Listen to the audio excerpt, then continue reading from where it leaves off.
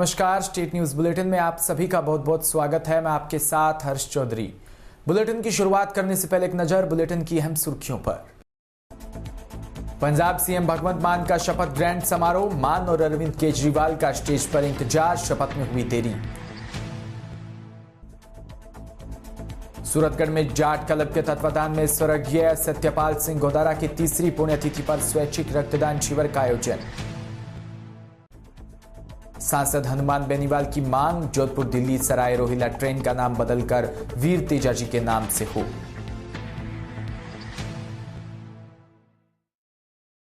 खबरें विस्तार से। पंजाब के नए मुख्यमंत्री भगवंत मान के शपथ ग्रहण समारोह में देरी हो गई।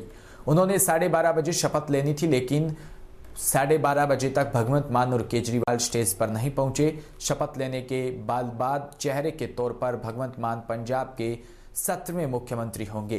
हालांकि केजरीवाल कार्यकाल के लिहाज से वह पंजाब के 25वें सीएम है। शपथ दिलवाने के लिए राज्यपाल बीएल पुरोहित खटखड़ कला पहुंच गए। वहीं मान भी मोहाली से चौपर के लिए अरविंद केजरीवाल और राघव चड्ढा के साथ रवाना हो गए थे, लेकिन अभी 12:30 बजे तक समारोह में नहीं पहुंचे। मान का शपथ ग्रहण समारोह शहीद भगत सिंह के पैतृक गांव खटखड़ कला में होने का भी दिलचस्प वजह है। 2011 में यही पंजाब के सफल कॉमेडियन रहे भगवंत मान ने सियासी जीवन शुरू हुआ था। भगवंत मान की अपील के बाद उनके समर्थक बसंती रंग की पगड़ी और दुपट्टा उड़कर समारोह में पहुंचे।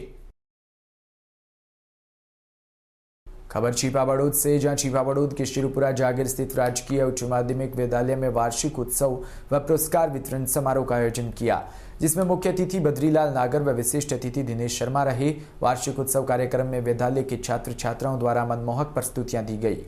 समारोह के दौरान भामाशाह भंवरलाल सहरिया द्वारा कार्यक्रम में भोजन की व्यवस्था की, तो वहीं क्षेत्रलाल सोलंकी द्वारा विद्यालय विकास के लिए 1100 रुपए की राशि भेंट की गई।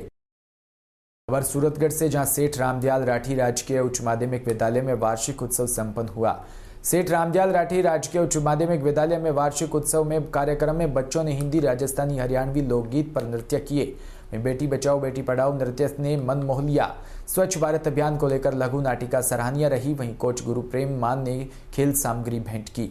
फौजी जगदीश थालोड़ ने 5 पंखे भेंट किए। कार्यक्रम में पूर्व विधायक अशोक नागपाल, राजस्थानी के वरिष्ठ साहित्यकार मनोज कुमार सहित अनेक लोग वहां पर उपस्थित रहे। वहीं सूरतगढ़ में जाट क्लब के तत्वाधान में स्वर्गीय सत्यपाल सिंह गोदारा की तीसरी पुण्यतिथि पर स्वैच्छिक रक्तदान शिविर का आयोजन किया, जिसमें जाट समाज व सर्व समाज के रक्तदान दाताओं ने हिस्सा लिया। वहीं मैत्री ब्लड बैंक सूरतगढ़ ने बताया कि 150 व 200 यूनिट तक रक्तदान हुआ।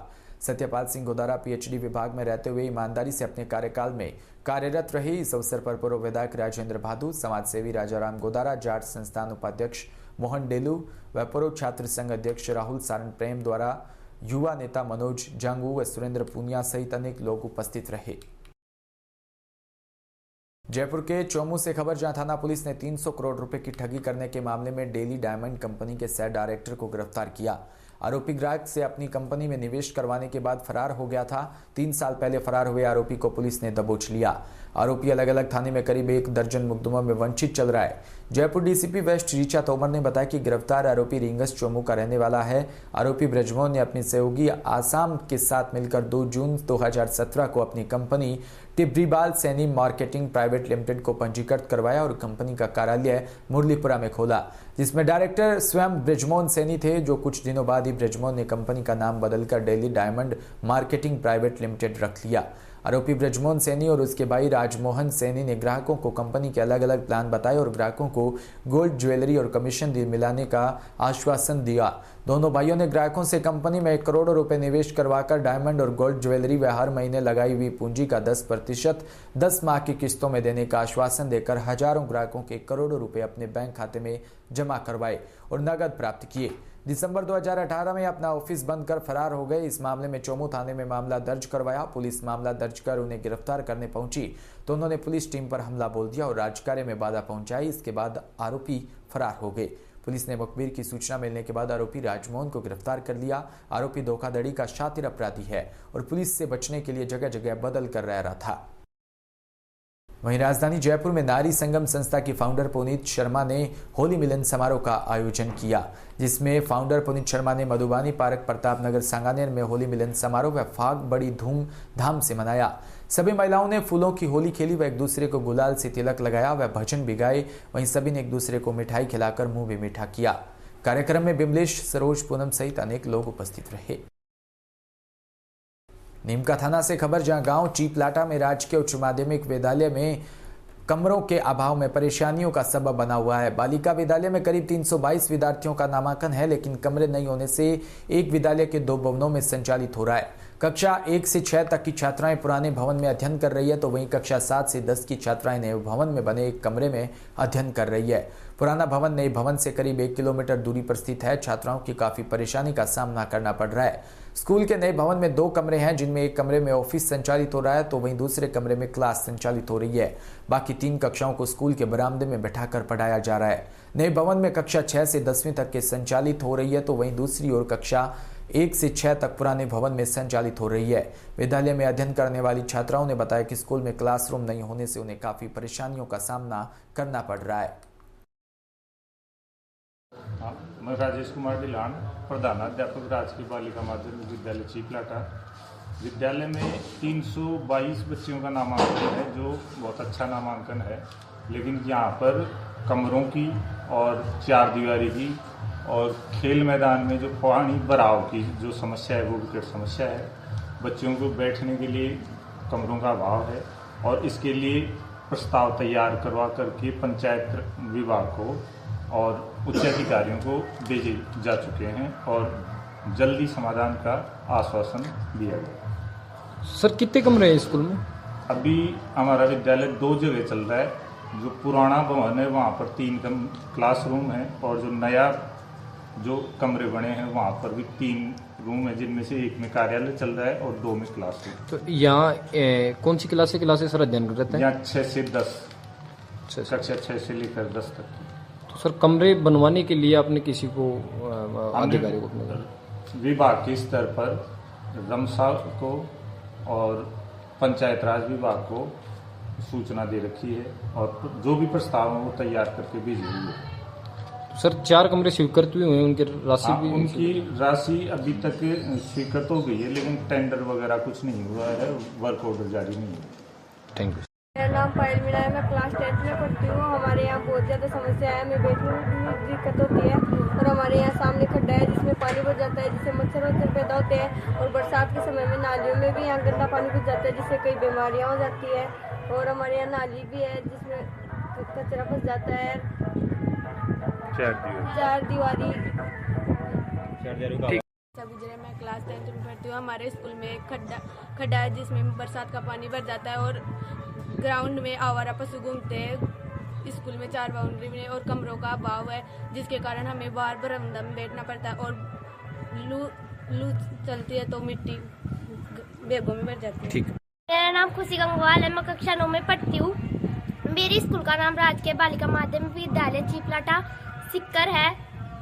हमारे यहाँ बैठने की बहुत बड़ी समस्या है। कभी हम बरामदे में बैठते हैं, कभी पीछे बैठते हैं। हमारे यहाँ पे जो मट्टी उड़ के हमारे सिरों में से घुस जाती है और बहुत परेशानी होती है। हमें बहुत परेशानी का सामना करना पड़ रहा है और वहाँ पे जो गड्ढा है उससे भी हमें बहुत परेशानी होती है।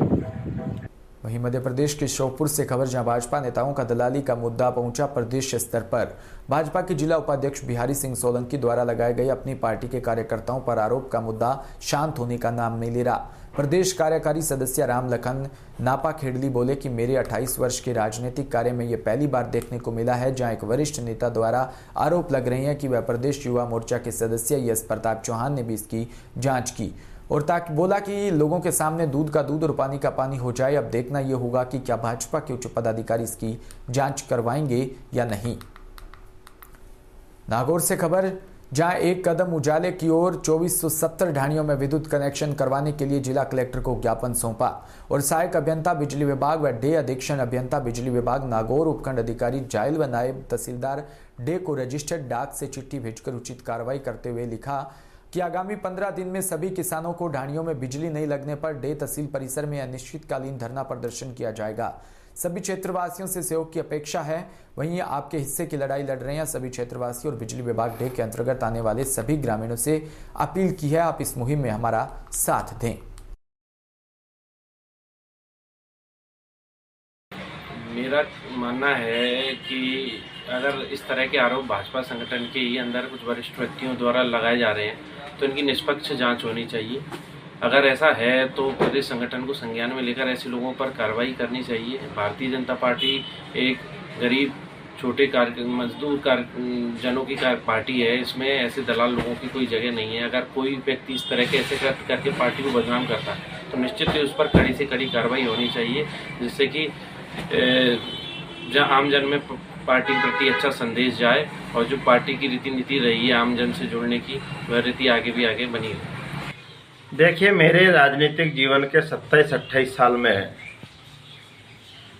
विपक्ष के द्वारा तो आरोप लगाते रहे जाते हैं तो उनके कोई मायने नहीं होते, उनके कोई अर्थ नहीं होते हैं। लेकिन अपने ही दल के जिम्मेदार व्यक्ति के द्वारा सार्वजनिक रूप से ऐसे आरोप लगाना मैं अपने राजनीतिक जीवन में पहली बार देख रहा हूं और इसलिए ये विषय गंभीर है। हो सकता है बिहारी सिंह जी ने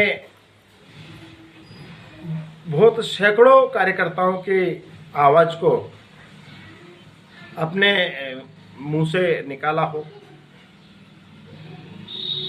पर मैं ज़्यादा इस विषय पे कुछ नहीं इसलिए कहूँगा कि एक जिम्मेदार व्यक्ति ने इस प्रकार की बात को कहा है तो प्रदेश नेतृत्व से जांच कराने के लिए हम निवेदन करेंगे और प्रदेश नेतृत्व को भी इस गंभीर मामले को लेकर संज्ञान लेना ही चाहिए, ताकि पिछले कुछ समय से श्योपुर भाजपा में जो चल रहा कार्यकर्ताओं के साथ खिलवाड़, पहली बार ही हमने किसी जिम्मेदार पदाधिकारी के द्वारा भारतीय जनता पार्टी को प्राइवेट लिमिटेड कंपनी कहते हुए भी सार्वजनिक रूप से सुना है। आखिर ये सब क्यों हो रहा है? कहीं ना कहीं कार्यकर्ता या विचारधारा के विपरीत कुछ ऐसा हो रहा है।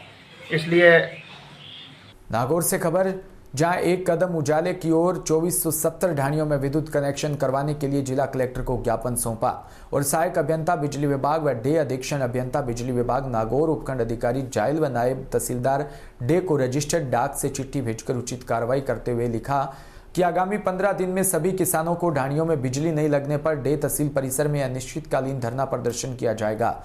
सभी क्षेत्रवासियों से सहयोग की अपेक्षा है। वहीं आपके हिस्से की लड़ाई लड़ रहे हैं सभी क्षेत्रवासी और बिजली विभाग डे के अंतर्गत आने वाले सभी ग्रामीणों से अपील की है, आप इस मुहिम में हमारा साथ दें।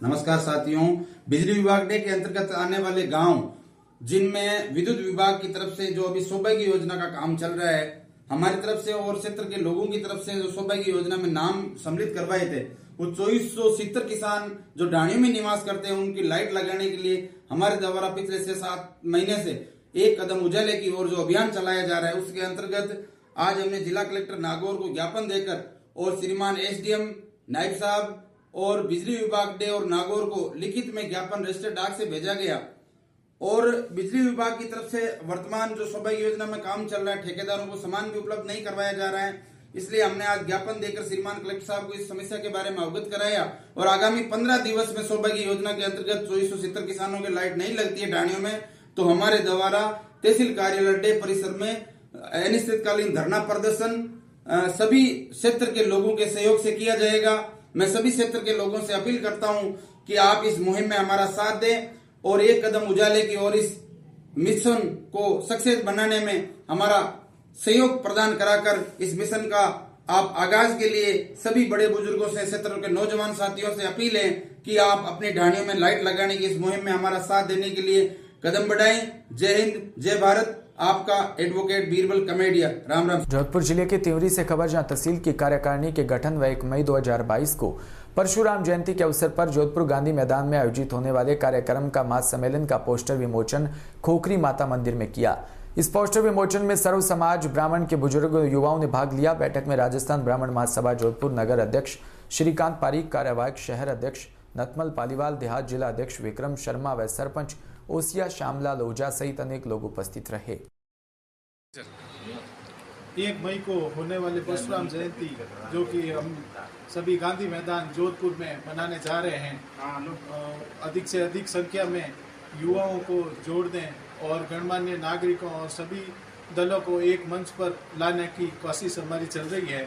उसी कोशिश और उसी संभावना के चलते हम तीव्री इकाई में आए हैं। हर जगह जिला ढाणी गांव-गांव में संपर्क चल रहा है और ब्राह्मण महासभा की हर तरीके की मीटिंगें ले रहे हैं। उसी दौर के चलते नतमल जी पालीवाल और जो कि नगर अध्यक्ष है, ये अपने जोधपुर का जो कारवा है वो संभाल रहे हैं और जोधपुर देहात की जिम्मेदारी मेरे को दी गई है। तो जोधपुर देहात में जहाँ कहीं भी मीटिंगें हो रही है, तो हमारी कोशिश यही है कि ज़्यादा से ज़्यादा युवाओं को जोड़ें और 1 मई को गांधी मैदान में चलें। जय जय परशुराम। राजधानी जयपुर से खबर, जहां शहीद के माता पिता से मिलकर सांत्वना प्रदान की। जयपुर में कुछ दिनों पहले राजस्थान की धरती का लाल संकल्प यादव देश की सेवा करते हुए शहीद हो गया था। पूरे देश ने भीगी पलकों से शहीद को अंतिम विदाई दी थी। वहीं उनके परिवार वालों को इस दुख की घड़ी में उनके दर्द को बांटने और परिवार को सांत्वना देने ओबीसी महासभा ने राजधानी जयपुर के नंदपुरी सोडाला निवासी 29 साल के शहीद मेजर संकल्प यादव को श्रद्धांजलि दी और उनके माता पिता को सांत्वना दी। इस मौके पर ओबीसी महासभा के दिनेश यादव, यादव महासभा महिला प्रदेश अध्यक्ष चंचल यादव, पार्षद पीयूष कराड़, दिनेश यादव, ब्लॉक अध्यक्ष श्यामनगर बीजेपी मंडल, ओबीसी महासभा से शेर सिंह यादव, महिला प्रदेश अध्यक्ष रजनी मेहरवाल, उपाध्यक्ष वीरेंद्र यादव, प्रदेश सचिव अजय मेहरवाल, प्रदेश सचिव संजीव यादव सहित अनेक लोग उपस्थित रहे। जयपुर में राष्ट्रीय लोकतांत्रिक पार्टी के राष्ट्रीय संयोजक व नागौर सांसद हनुमान बेनीवाल ने मंगलवार को लोकसभा में रेल मंत्रालय की अनुदान मांगों पर चर्चा में भाग लिया। इस दौरान सांसद बेनीवाल ने रेलवे से जुड़ी कई मांगों को संसद में रखा। सांसद बेनीवाल ने कहा कि इस वर्ष के बजट में रेलवे से जुड़ी कई बड़ी सौगात राजस्थान राज्य को नहीं मिली। बेनीवाल ने रेलवे भर्ती और बेरोजगारों पर हुए लाठीचार्ज को लेकर केंद्र सरकार को जमकर घेरा। साथ ही ट्रेनों में सुरक्षा का मुद्दा भी उठाया। सांसद बेनीवाल ने जोधपुर दिल्ली सराय रोहिल्ला ट्रेन का नाम गोरक्षक वीर तेजाजी महाराज के नाम पर उठाने की मांग भी उठाई। तो वहीं बेनीवाल ने कहा कि लाखों लोगों की भावनाएं जुड़ी हुई है, इसलिए सरकार को जल्द से जल्द नाम बदल देना चाहिए। आपको बता दें, पहले भी हनुमान बेनीवाल ने मंडोर एक्सप्रेस का बदलने को लेकर भी पहले मांग उठाई थी। अब देखना होगा कि सरकार कोई कदम उठाती है फिर या फिर नहीं। बारां के चीपा बड़ौद से खबर, जहां तुमड़ा गांव स्थित राजकीय उच्च माध्यमिक विद्यालय परिसर में होली महोत्सव कार्यक्रम का आयोजन किया, जिसमें अध्यापकों और छात्र छात्राओं ने जमकर होली खेली। साथ ही छात्र छात्राओं ने सांस्कृतिक गीतों पर नृत्य कर मनमोहक प्रस्तुतियां भी दी। इसी के साथ इस बुलेटिन में इतना ही। नमस्कार।